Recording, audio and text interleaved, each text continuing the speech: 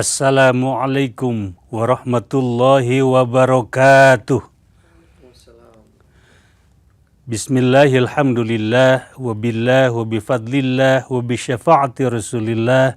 Wala hawla wala quwata illa billah. Pemirsa Mutiara Iman Kompas TV Jawa Barat yang saya cintai dan saya banggakan, alhamdulillah kita bisa ketemu kembali di acara yang kita banggakan saat ini.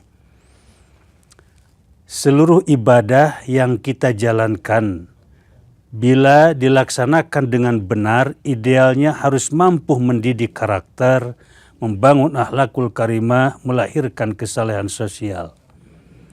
Pelaksanaan ibadah sholat sudah Allah tegaskan pengaruh dari ibadah sholat tersebut.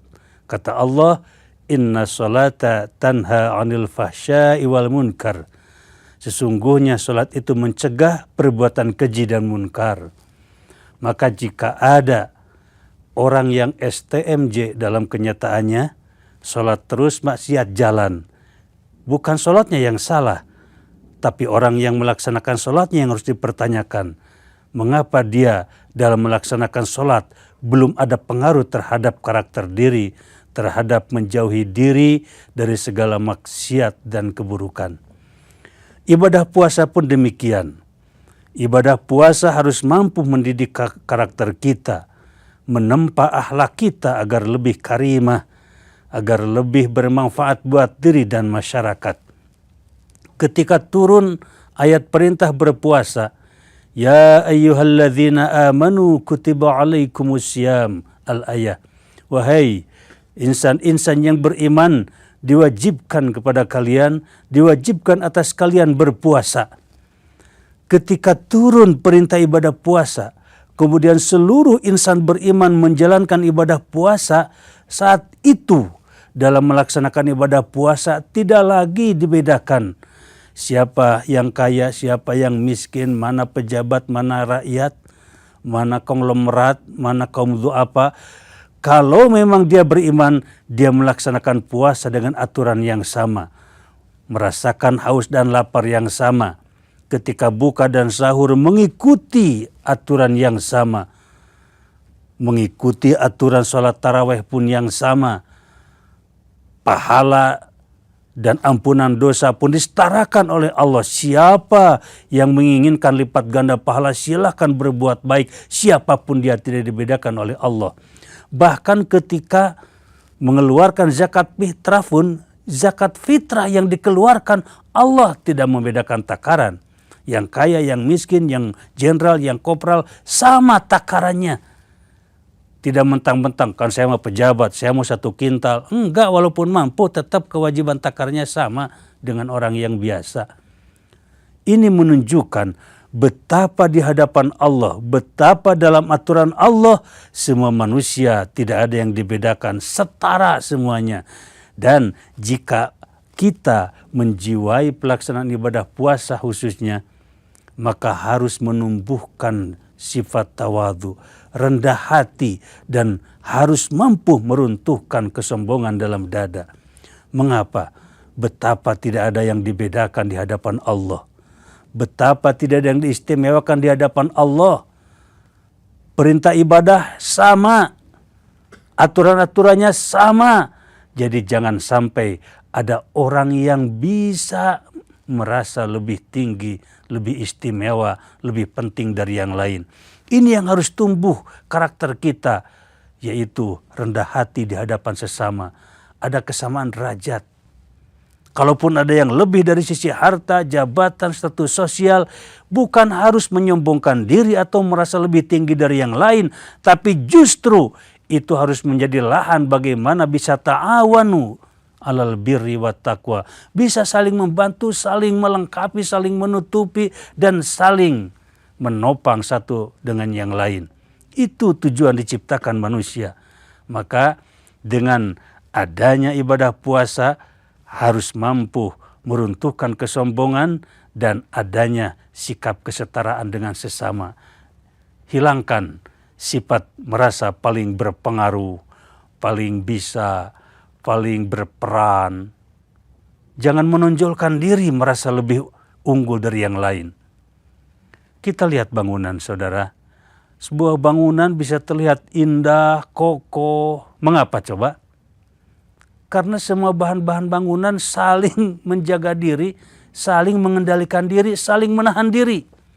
Coba kalau semua bahan bangunan merasa lebih penting dari yang lain sehingga ingin menonjol, ingin terlihat. Kata besi, aing sia nu moal kuat ieu bangunan mah. Mun eueuh aing bakarugrug, hayang katingali cek besi, langsung besi ronghok kala luar. Kata batu bata, gua yang membuat bentuk ini bangunan. Tanpa gua tidak akan terbentuk ini bangunan. Hayang katingali batu bata, narolol batu bata. Coba kalau semua bahan bangunan seperti itu wataknya, ingin menonjolkan diri, merasa lebih penting, akan seperti apa bangunan? Pasti akan acak-acakan. Maka itulah kehidupan manusia. Jika di antara kita saling ingin menonjolkan diri, tidak akan pernah tentram hidup. Akan berantakan kehidupan sosial kita. Maka jika kita punya rendah hati, tidak lagi kita memunculkan amal baik di hadapan yang lain, tidak ingin merasa lebih penting dari yang lain, dan tidak harus memamerkan apa karya kita. Nanti juga orang melihat sendiri. Kan kita kadang-kadang jangankan di hadapan orang, di hadapan anak saja kita selalu ingin menonjolkan jasa, menunjukkan kebaikan. Ujang, ieu teh mama teh nu ngandung, nu ngalahirkeun, nu cape, nu nyusua, nu ngagedekeun. Mun cek budak teh nya sanu nitah bareuna ge. Tidak usah seperti itu kita. Harus terus menonjolkan kebaikan di hadapan orang, di hadapan anak. Nanti juga orang, anak kita akan merasakan sendiri bagaimana jasa kita. Tidak harus kita menonjol-nonjolkan diri. Jadi orang yang sudah ditempa dengan ibadah Ramadan, kita ketika beramal lupakan, berkarya lupakan, sudah kita tulus saja. Orang mau menyanjung kita, alhamdulillah, tidak pun alhamdulillah, karena semuanya kembali kepada Allah.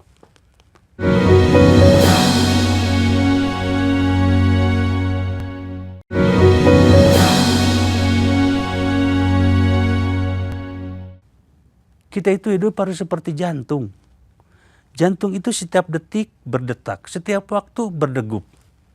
Tapi jantung tidak pernah menonjolkan diri. Kita sadar, kita merasakan hidup kita bisa segar, bisa sehat, karena jantung tidak pernah berhenti bekerja. Coba kalau jantung minta libur 1 menit saja, selesai hidup kita. Tapi jantung walaupun tidak pernah diabsen, dia tidak menonjolkan diri. Walaupun perannya tidak pernah berhenti, dia tidak ingin terlihat dan diabsen. Tetap aja di dalam. Kan tubuh kita tidak ada orang yang jantungnya menonjol keluar. Tapi dia tetap aja bekerja, berkarya, bermanfaat untuk diri kita. Justru yang suka menonjolkan diri dalam tubuh itu disebut ambeien. Ambeien itu kan menonjol sehingga suka dioperasi. Maka kalau di lingkungan kita ada orang yang suka nonjolin diri, itu adalah ambeien itu. Harus dioperasi. Itu orang sombong yang selalu ingin merasa dia itu lebih dari yang lain. Ingin disanjung dan dipuja. Ibu-ibu nggak usah kalau kita dandan. Kadang-kadang ibu-ibu kan dandan kalau tidak disanjung, dipuji sama suami itu penasaran. Dandan aja. Tulus, merawat diri. Udah dandan. Terus lihat nengok sama suami, "Pak, mama cantik enggak?" Jangan usah begitu, nanti suami kan jadi enggak enak. Jadi masalah, kenapa? Kan suami bingung. Mau bilang cantik, enggak. Tapi suami jadi bingung sendiri. Nah jadi tidak usahlah kita selalu amal kita berharap ditilai dan disanjung oleh manusia. Allah saja yang tahu, Allah saja yang punya rencana untuk membalas kita. Pemirsa Kompas TV yang saya cintai dan yang saya banggakan. Sejarah telah banyak membuktikan betapa banyak manusia yang hancur akibat sombong. Banyak yang berantakan hidupnya, hina hidupnya kalau sombong sudah merasuk dalam diri. Virus sombong itu. Sombong itu bahaya latin yang berbahaya dalam diri kita. Firaun sombong karena kekuasaan, karena jabatan. Di akhir hidupnya dia hina, ditenggelamkan ke dasar laut akibat sombong. Qarun, bagaimana banyaknya harta Qarun. Dia menepuk dada, merasa itu semuanya hasil karya dia. Tidak ada peran dari pihak yang lain. Akhirnya karena kesombongan sudah melewati batas, Allah lenyapkan Qarun dengan harta bendanya. Disedot ke dalam perut bumi, hilang lenyap. Dan legenda namanya menjadi simbol kehinaan. Akibat sombong. Bahkan makhluk yang bernama Azazil. Azazil itu makhluk dari jenis bangsa jin. Itu Azazil itu sudah menjadi manusia yang hebat di hadapan Allah. Derajatnya sudah tinggi. Tawadhu yang sangat tinggi di hadapan Allah. Sudah beribadah selama 185.000 tahun itu Azazil. Bayangkan 40.000 tahun dia menjadi juru kunci surga. 80.000 tahun dia beribadah bersama para malaikat. 20.000 tahun dia menjadi raja malaikat karubiyin. 30.000 tahun dia tawaf mengeliling aras. Dan 1.000 tahun dia menjadi pemimpin segala ruh. Tapi Allah masih ingin menguji itu Azazil. Allah menciptakan makhluk baru yang bernama manusia, yaitu Nabi Adam. Kemudian Allah perintahkan jin dan malaikat untuk bersujud kepada Adam dalam bentuk menghormat. Semua malaikat dan jin bersujud kepada Adam, kecuali Azazil ogah. Dia ternyata dengan tingkat tawadhu yang tinggi masih ada setitik kesombongan dalam dirinya. Dia merasa senior, merasa lebih mulia ternyata di hadapan Adam. Dan dia kepada Allah protes, masa saya harus sujud kepada makhluk yang baru diciptakan dan dia tidak lebih mulia dari aku. Gengsi, ada sombong, merasa senior, merasa lebih mulia. Ana khairu minhu, aku lebih baik dari dia. Ada sombong dalam Azazil. Akhirnya Azazil dimarahi Allah, terusir dari sorga, jadilah dia iblis. Iblis itu awalnya itu Azazil dari jenis bangsa jin. Hancur, luluh lantah akibat dari kesombongan. Pemirsa, di dunia dan di akhirat kehancuran akan dirasakan oleh manusia-manusia yang sombong. Ancam dari baginda Rasulullah, la yadkhulul jannata man kana fi qalbihi mithqala dzarratin min kibrin. Tidak akan pernah masuk surga. Tidak akan mencium bau-baunya pun itu. Orang yang dalam hatinya ada setitik kesombongan. Walaupun sebesar biji sawi dia ada sombong. Tidak akan masuk surga. Bahkan dalam hadis lain baginda Rasul mengatakan. Kata beliau. Thalathun. La yukallimuhumullahu ilaihima yaumal qiyamah.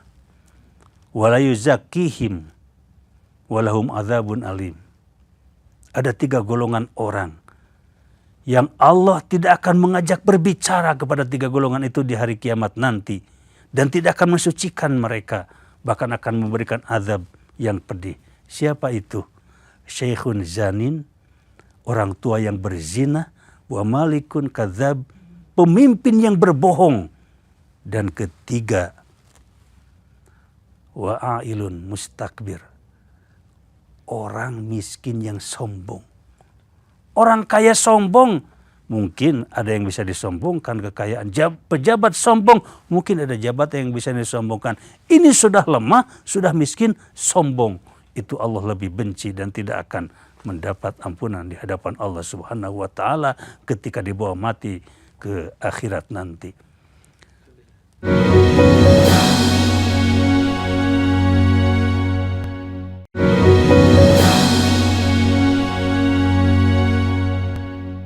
Bertemu lagi Pak Ustadz di bulan Ramadan Pak Ustadz. Ya, alhamdulillah. Pak Ustadz, terkait sombong Pak Ustadz, ada pertanyaan dari pemirsa YouTube Kompas TV Jawa Barat. Siap. Assalamualaikum warahmatullahi wabarakatuh Pak Ustadz. Waalaikumsalam warahmatullahi wabarakatuh. Ada istilah Ramadan bulan ujian. Mungkin bisa dijelaskan Pak Ustadz, apa maksud dari Ramadan bulan ujian? Ya. Semua yang menimpa kita itu yang baik yang buruk kan semuanya ujian kata Allah. kullu nafsin dha'iqatul maut wa nabluukum bisyarri wal khair. Semua jiwa itu akan mengalami kematian, dan karena akan mati kata Allah wa nabluukum bisyarri wal khair, aku uji dengan kebaikan dan keburukan. Jadi yang baik, yang buruk semuanya ujian. Ibadah pun sama, ujian menguji kita sejauh mana ketaatan kita kepada Allah. Ibadah puasa di bulan Ramadan ini ujian juga. Di situ bagaimana kesabaran kita ditempa, diasah, diuji kesabaran kita melalui ibadah puasa di bulan Ramadan. Menjaga lapar dan haus, menjauhi hubungan dengan suami istri, kemudian dia memperbanyak sholat, kemudian menjauhi maksiat, harus banyak berinfak, banyak membaca Al-Quran.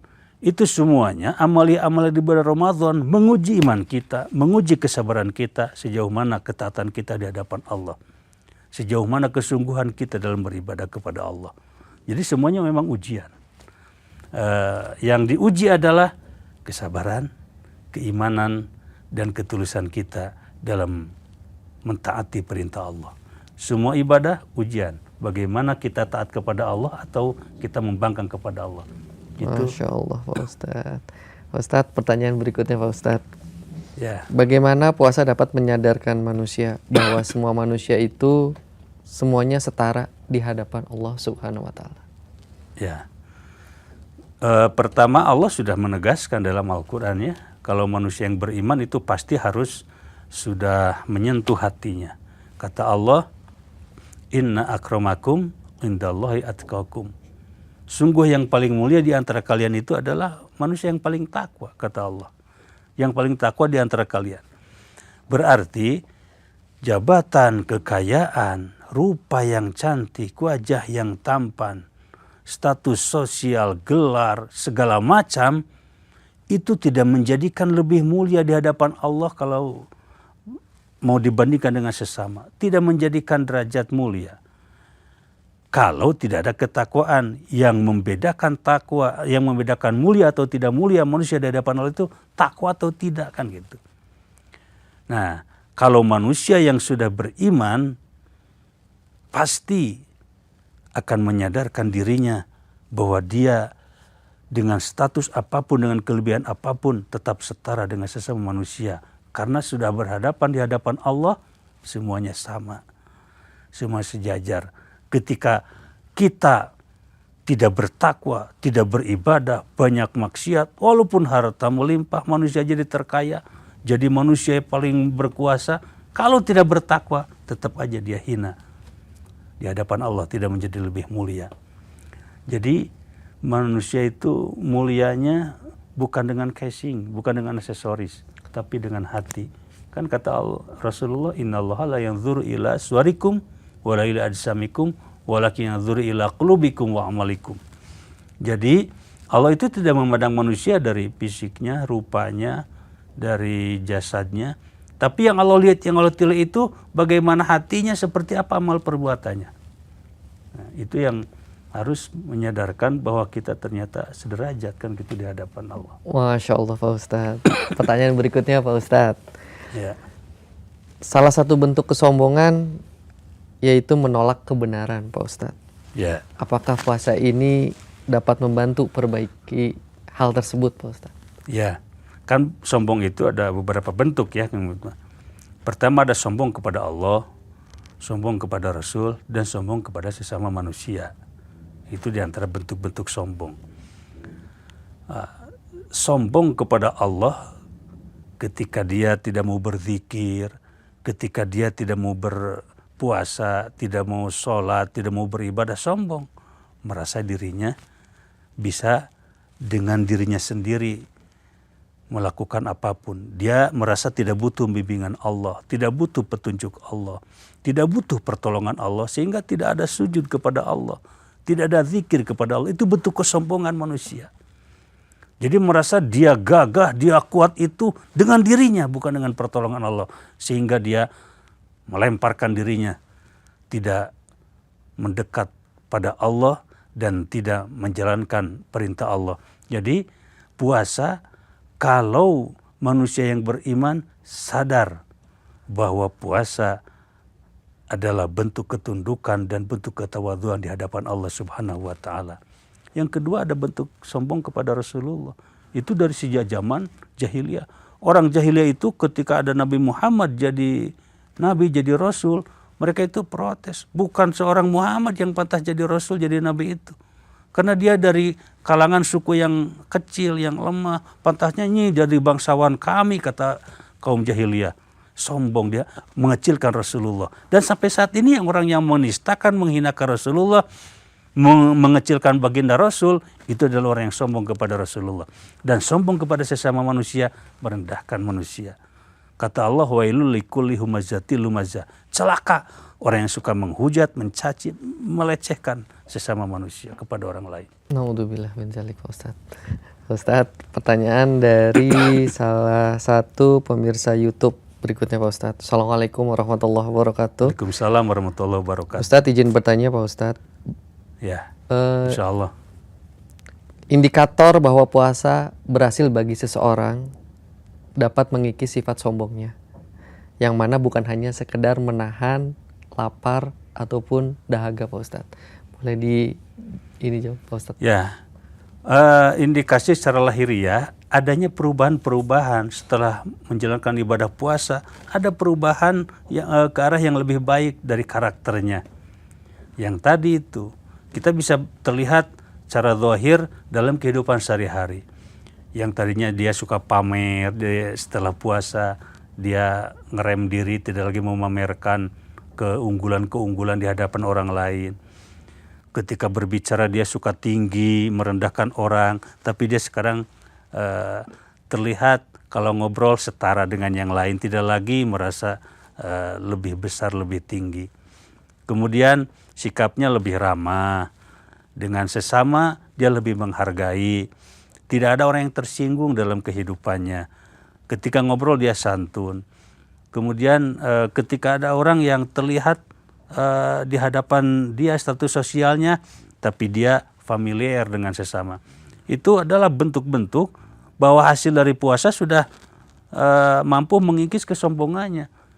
Ketika sebelum puasa dia itu arogan, egonya tidak bisa tunduk, tapi setelah puasa ternyata dia mampu membuat perubahan drastis menjadi lebih tawadhu di hadapan sesama. Itulah indikasi puasanya berhasil melatih diri, mendidik dirinya menjadi manusia yang rendah hati dan tawadhu.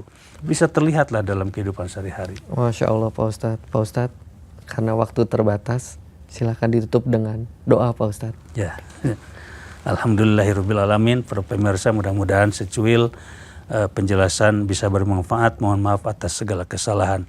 Dan marilah sejenak kita berdoa. Allahumma salli wa sallim wa barik ajmain, amin ya Allah ya rabbal alamin. Rabbana zalamna anfusana wa lan taghfir lana tarhamna lanakunanna minal khasirin. Rabbana anzilna munzilan mubarakan wa anta khairul munzilin.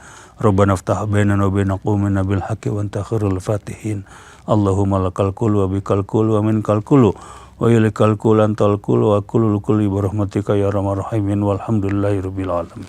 Al-Fatihah. A'udzubillahi minasyaitonir rajim. Bismillahirrahmanirrahim. Alhamdulillahirabbil alamin. Ar-Rahmanir-Rahim. Maliki yaumiddin. Iyyaka na'budu wa iyyaka nasta'in. Ihdinas siratal mustaqim. Siratal ladzina an'amta 'alaihim ghairil maghdubi 'alaihim waladdallin. Assalamualaikum warahmatullahi wabarakatuh. Waalaikumsalam warahmatullahi wabarakatuh.